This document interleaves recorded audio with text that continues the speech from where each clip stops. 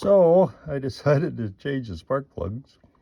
The motive for that was the check engine light would come on, and I checked the code reader, said misfire in cylinder 4 and 6. And after swapping the coils from 4 and 6, then it was only 4. So I thought I had it beat, but it still stuttered a little bit. So I thought, oh, what the heck, change the plugs. I should have started there. I have never seen spark plugs that wore out.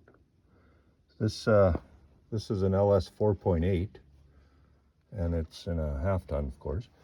It has 470,000 kilometers, or about 300,000 miles on it, and it ran fine until it warmed up, and then it had a bit of a misfire if you're pulling, like on a grade or something.